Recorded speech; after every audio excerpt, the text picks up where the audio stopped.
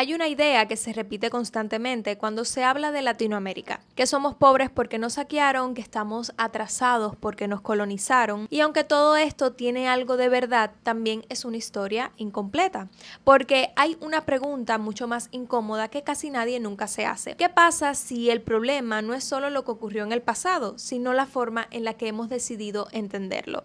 Este video no es para negar la historia, no es para justificar la colonización y tampoco es para decir que Latinoamérica no ha sido víctima de abusos reales. Es para observar algo más difícil, cómo esa historia real, compleja y violenta terminó convirtiéndose en una identidad, una forma de explicarnos a nosotros mismos, una forma de ver el mundo y sobre todo una forma de vernos por debajo de otros. Porque el llamado complejo de inferioridad latinoamericano no aparece de la nada, no nace simplemente del sufrimiento histórico, se construye, se repite y se transmite.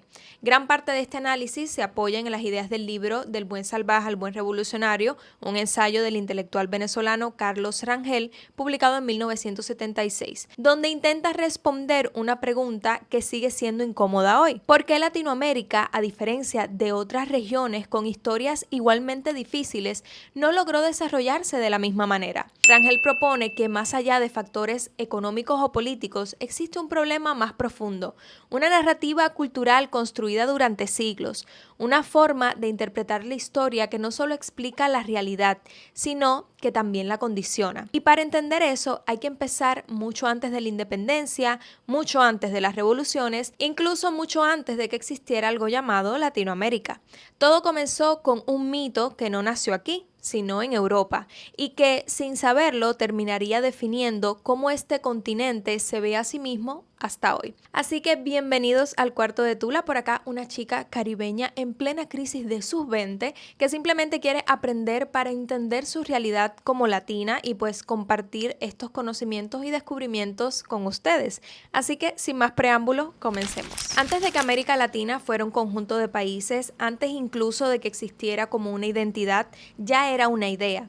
No una idea construida desde aquí, sino desde Europa. Cuando Cristóbal Colón llega al Caribe a finales del siglo XV, no llega a un territorio vacío de significado. Llega con expectativas, con referencias culturales, con una visión del mundo ya formada. Y lo que encuentra no lo describe tal como es, sino tal como lo entiende. En sus cartas a los reyes católicos, Colón habla de los habitantes de las islas como personas dóciles, generosas, casi incapaces de maldad. Describe un lugar abundante, armónico, casi paradisiaco. No habla de estructuras complejas, ni de conflictos internos, ni de diferencias culturales profundas. Habla de inocencia, de pureza y en cierto sentido de un mundo anterior a la corrupción. Siglos después, Carlos Rangel retoma estas descripciones para explicar algo fundamental. América no fue simplemente descubierta, fue interpretada, y esa interpretación no fue neutral. Los europeos proyectaron sobre América una idea que ya existía en su propia tradición, la noción de que el ser humano en su estado natural es bueno y que la civilización es la que lo corrompe. Lo que en Europa era una hipótesis filosófica, en América encontró un escenario perfecto. Así nace uno de los mitos más influyentes de la historia moderna, el buen salvaje, una figura que representa al ser humano antes de la caída, antes de la corrupción, antes de la complejidad social. Un ser humano simple, inocente, moralmente puro, y esta idea no se quedó en los relatos de exploradores, sino que se expandió. Pensadores europeos como Michel de Montaigne en el siglo XVI reforzaron esta visión al describir a los pueblos indígenas como sociedades más cercanas a la virtud natural que a la decadencia europea. América empezó a convertirse entonces en algo más que un territorio. Se convirtió en un espejo, un lugar donde Europa proyectaba sus frustraciones, sus nostalgias y sus deseos. No era tanto un continente por entender como una historia por imaginar, y esto tuvo consecuencias, porque cuando una región del mundo es definida desde afuera como símbolo, como idea, su realidad concreta empieza a quedar en segundo plano.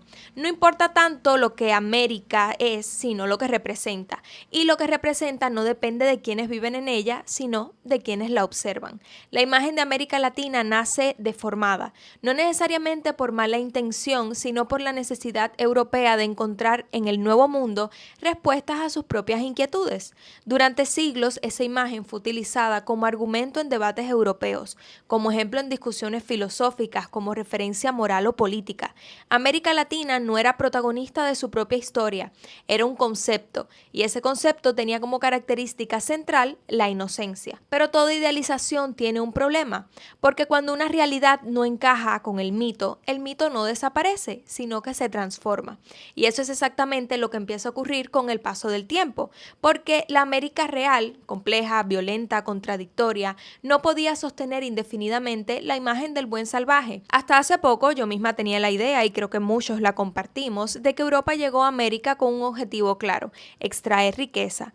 Y en gran medida eso es cierto. Durante los primeros siglos de la colonización, enormes cantidades de oro y plata fueron enviadas a Europa. Sistemas como la encomienda o la mita organizaron el trabajo forzado de poblaciones indígenas, y en muchas regiones la explotación fue tan intensa como violenta. Pero si esa fuera toda la historia, América Latina sería hoy un territorio muy distinto, porque hay un detalle que cambia completamente la forma de entender este proceso. Los españoles no vinieron solo a extraer, vinieron a quedarse. A diferencia de otros modelos coloniales que se desarrollaron en paralelo, el Imperio Español no se limitó a establecer puntos de extracción económica. Construyó ciudades, fundó instituciones, creó sistemas administrativos, estableció universidades, impuso una religión, una lengua, una estructura legal y sobre todo dio lugar a una sociedad nueva, una sociedad donde desde muy temprano comenzaron a mezclarse poblaciones europeas, indígenas y africanas.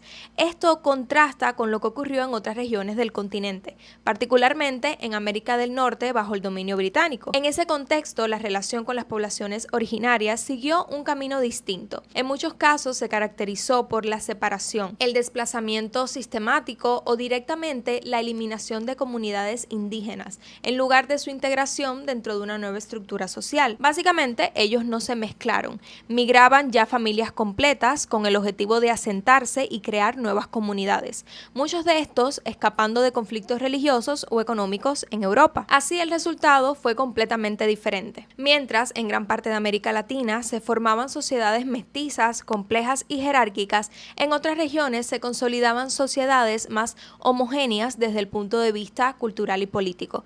Y esta diferencia no es menor, porque define el punto de partida de cada región. En América Latina, la colonia no deja un vacío, deja una estructura donde conviven múltiples orígenes, historias y niveles de poder. Porque una cosa es ser una sociedad construida desde cero, y otra muy distinta es ser una sociedad construida desde la coexistencia de quienes dominaron y quienes fueron dominados, de quienes llegaron y quienes ya estaban, de quienes tenían poder y quienes quedaron subordinados. Rangel resume esta idea de forma directa. América Latina no es simplemente el resultado de una conquista, es el resultado de una fusión, pero una fusión desigual, y esa desigualdad no solo organiza la sociedad, también empieza a influir en cómo esa sociedad se percibe a sí misma, porque cuando el origen de una comunidad está marcado por esa mezcla, al mismo tiempo conflictiva y compartida, la identidad no se construye de forma clara, se vuelve ambigua, fragmentada, difícil de definir. Así que si el mito del buen salvaje fue una idea proyectada desde Europa y la colonización construyó una sociedad nueva sobre esa idea,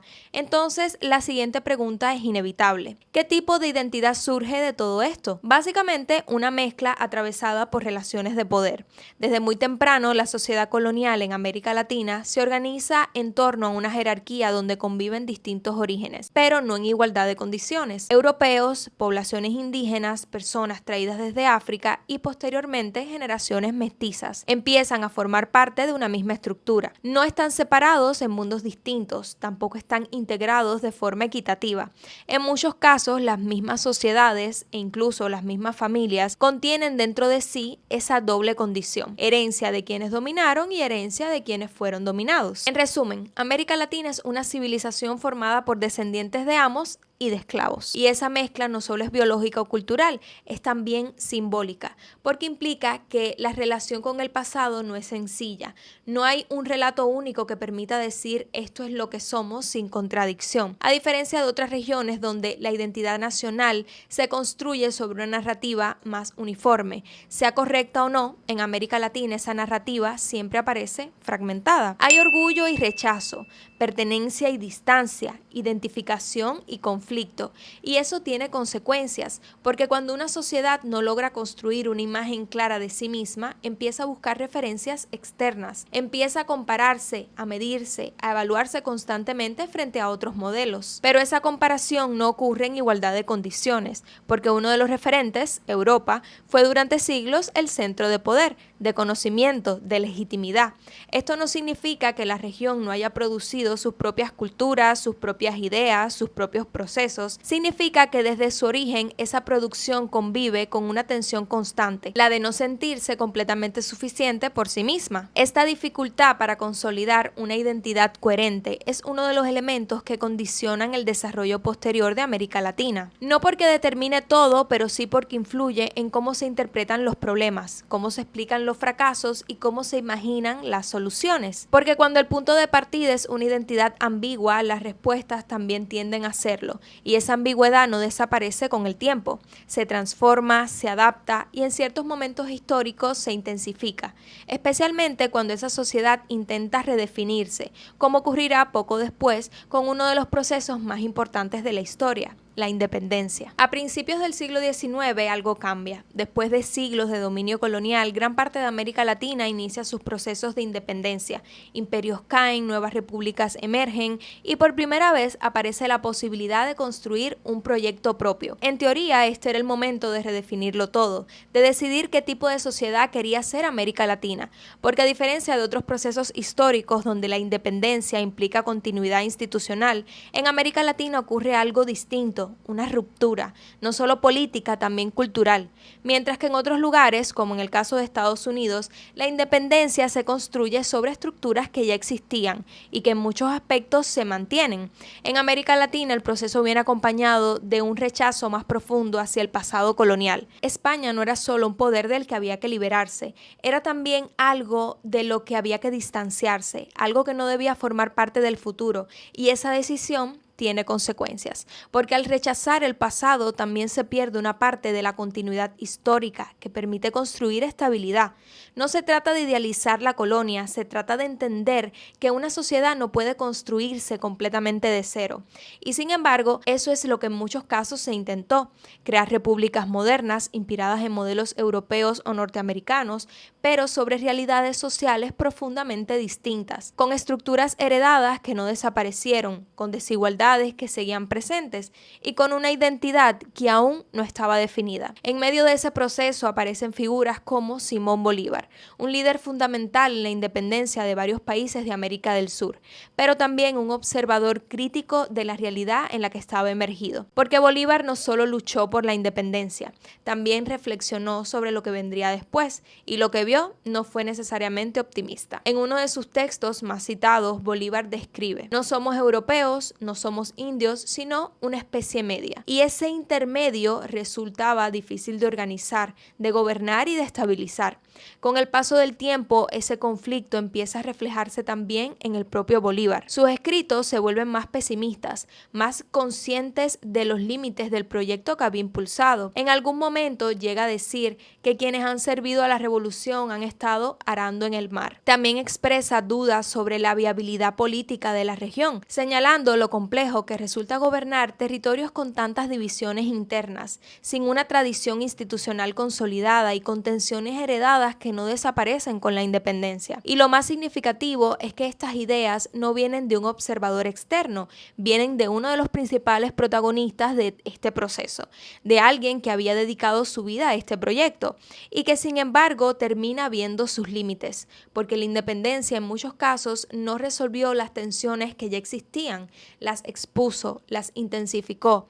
Durante las décadas siguientes, la región entra en una etapa marcada por conflictos internos, inestabilidad política y dificultades para consolidar estructuras de gobierno duraderas. El proyecto de una América unida fracasa, los nuevos estados se fragmentan y las expectativas iniciales comienzan a chocar con la realidad. Bolívar, hacia el final de su vida, ya no habla desde el entusiasmo revolucionario, habla desde el desgaste, desde la frustración, desde la conciencia de que liberar un territorio no es lo mismo que construir una nación. No se trata de decir que otras regiones no enfrentan enfrentaron dificultades. Se trata de observar que en el caso latinoamericano las dificultades se insertan en una base más frágil, una base donde la identidad es ambigua, donde las estructuras son heredadas pero rechazadas y donde el modelo a seguir muchas veces viene de afuera. Aquí se consolida una tendencia que va a repetirse, la de intentar resolver problemas internos mediante la importación de modelos externos, sin necesariamente adaptar estos modelos a la realidad local. Y cuando esos intentos no funcionan, la explicación rara vez apunta hacia adentro. Durante el siglo XIX, gran parte de América Latina atraviesa ciclos de inestabilidad política, conflictos internos, economías frágiles y dificultades para consolidar instituciones duraderas. No es una excepción absoluta en la historia del mundo, pero en este caso hay algo distinto. En este momento comienza a formarse una idea que se va a repetir durante generaciones. La idea de que América Latina es en esencia un proyecto fallido, una explicación que se vuelve cada vez más común para entender cualquier problema. Si algo no funciona es porque nunca ha funcionado. Si algo falla es porque siempre ha fallado. Y poco a poco esa lógica se consolida, no necesariamente como una afirmación explícita, sino como una forma de pensar, como un marco invisible. Porque cuando una sociedad empieza a interpretarse a sí misma desde la idea del fracaso, esa interpretación afecta la forma en que se entiende tanto el pasado como el presente y también influye en lo que se espera del futuro. En lugar de ver los conflictos como procesos históricos específicos, se empiezan a ver como parte de una condición permanente, como si América Latina no pudiera ser otra cosa, y esa forma de interpretar la realidad tiene un efecto particular, porque simplifica, reduce la complejidad de los procesos históricos a una explicación única y al hacerlo también limita las posibilidades de cambio. Rangel describe este proceso como la construcción de una especie de relato compensatorio, una forma de reorganizar la historia para que incluso cuando los resultados no son los esperados, la explicación siga siendo coherente. Una narrativa que no necesariamente niega los problemas, pero los reubica, los traduce, los explica desde otro lugar. A partir de aquí, la historia de América Latina dejó de ser solo una consecuencia de eventos y empieza a convertirse en una historia contada de una manera específica, una historia donde las causas, las responsabilidades y las soluciones no siempre se ubican en el mismo lugar y donde el pasado deja de ser algo que ocurrió para convertirse en algo que sigue explicándolo todo. Y es ahí donde empieza a formarse una especie de mitología compensatoria. No se trata de una mentira deliberada, no es un intento consciente de distorsionar la realidad. Es más bien un proceso cultural, una forma de reorganizar los hechos para que resulten coherentes con una narrativa más amplia. Porque si una región se percibe a sí misma como víctima de una historia injusta, entonces el fracaso deja de ser un problema interno, se convierte en una consecuencia. Esta forma de interpretación no elimina los problemas reales, pero sí modifica la forma en la que se entienden y sobre todo la forma en la que se explican. A partir de aquí, la historia empieza a organizarse alrededor de ciertas ideas que se repiten. La colonización como origen absoluto de todos los males, la explotación externa como causa principal del atraso, las potencias extranjeras como responsables permanentes de los problemas internos. Y nuevamente no se trata de negar que estos factores existieron, se trata de observar cómo pasan de ser parte de la explicación a convertirse en la explicación completa. Hay una consecuencia importante porque si los problemas siempre vienen de afuera, entonces las soluciones también parecen depender de algo externo, de un cambio global, de una transformación estructural, de un momento que todavía no ha llegado. Y en ese contexto aparece otra figura, otra idea, una nueva versión del mito original, porque si antes América Latina era vista como un lugar de inocencia, ahora empieza a verse como un lugar de redención, un espacio donde algo puede surgir para corregir la historia. Y es en ese punto donde el mito vuelve a transformarse, deja de ser el buen salvaje para convertirse en otra cosa, el buen revolucionario. Ya no se trata de un ser inocente por naturaleza, se trata de alguien que a través de la acción puede corregir la historia, alguien que no solo sufre las consecuencias de un pasado injusto, sino que está llamado a transformarlo. Y esta idea empieza a tomar fuerza especialmente en el siglo XX, en un contexto marcado por desigualdades persistentes, tensiones sociales y la influencia de ideologías políticas globales. La figura del revolucionario adquiere un lugar central en la narrativa latinoamericana, un símbolo de redención, de cambio, de posibilidad. Figuras como el cuestionable por razones que no mencionaré ahora, Ernesto Che Guevara, comienzan a representar ese ideal, no solo por sus acciones, sino por lo que encaran, la idea de que el problema no está en la sociedad en sí misma, sino en las estructuras que la oprimen. Esta transformación del mito tiene una lógica interna. Si antes América Latina era vista como una víctima de una historia que la había corrompido, ahora se presenta como el escenario donde puede surgir algo nuevo, algo que no solucione sus propios problemas, sino que incluso sirva como un modelo alternativo para el mundo. La idea del hombre nuevo aparece en ese contexto, un individuo que no reproduce las fallas del pasado, que rompe con las estructuras existentes y que encarna una versión distinta de la sociedad. Pero esta narrativa, aunque poderosa, también comparte algo con la anterior. Sigue colocando la solución en un plano ideal, en una figura, en un momento de transformación que aún no se ha concretado. Y mientras tanto, los problemas del presente continúan. Esto no significa que los movimientos revolucionarios no hayan tenido impacto, lo tuvieron y en muchos casos respondieron a realidades concretas. Pero lo que Rangel señala es otra cosa, que más allá de los resultados, esta narrativa contribuye a mantener una lógica, la de buscar soluciones totales a problemas complejos, la de esperar un cambio estructural que reorganice todo, la de pensar la historia en términos de ruptura más que de continuidad. Y esa forma de pensar tiene consecuencias, porque mantiene la atención en lo que debería ser más que en lo que es. Y en ese desplazamiento hay algo que queda en segundo plano, algo que rara vez se convierte en el centro de la explicación. Las dinámicas internas, las decisiones propias, las estructuras que se reproducen desde dentro. Y es precisamente ahí donde aparece el siguiente elemento. Porque más allá de los mitos, de las narrativas y de las ideas, existe una realidad concreta, una estructura social que se ha mantenido con cambios a lo largo del tiempo. Una estructura que también influye en cómo se distribuye el poder, cómo se construyen las oportunidades y cómo una sociedad se percibe a sí misma. La jerarquía. Hasta este punto hemos hablado de ideas, pero esas ideas no existen en el vacío, sino que se reflejan en estructuras concretas, en la forma en la que se organiza una sociedad, en quién tiene acceso al poder, en quién tiene las oportunidades y quién no. Y en América Latina, una de las estructuras más persistentes ha sido la jerarquía racial. Desde la época colonial, la sociedad se organizó en torno a un sistema de castas que establecía diferencias claras entre grupos. Europeos en la cima, criollos en posiciones de poder local, mestizos en niveles intermedios, poblaciones indígenas y personas de origen africano en la base.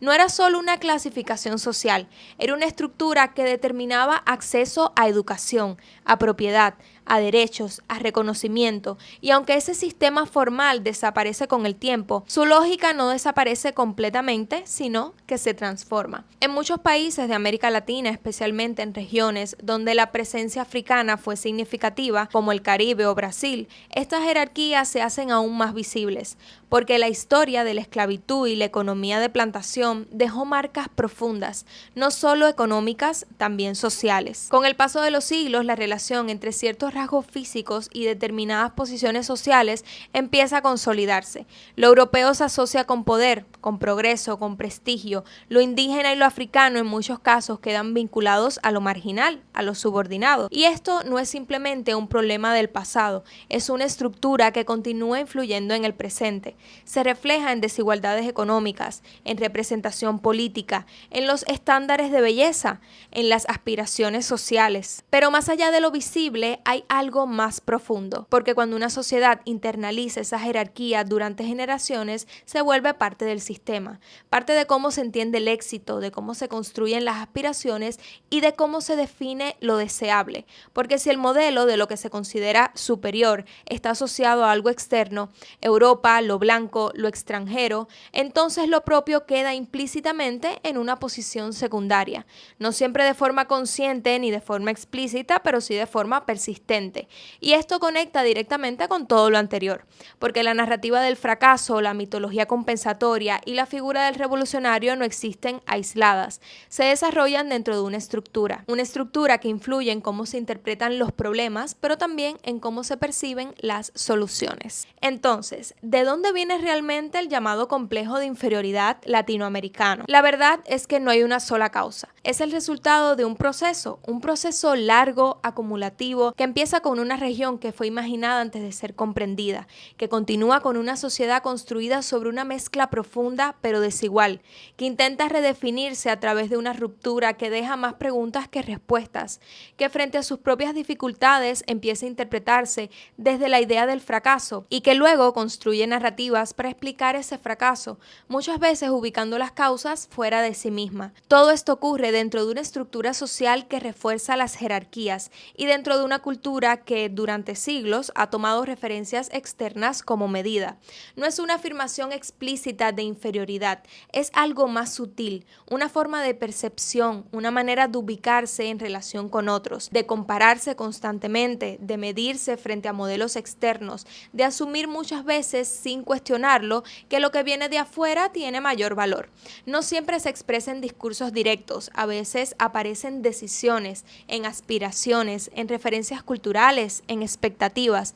No es necesariamente algo que se dice, es algo que se siente y que se reproduce. Es una construcción y como toda construcción puede cambiar, pero para eso primero hay que verla, reconocerla, entender de dónde viene y quizás empezar a preguntarse algo distinto.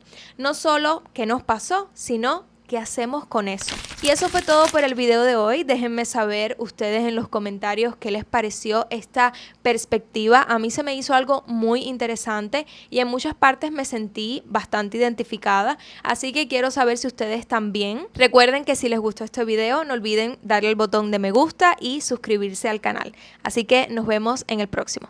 Chao.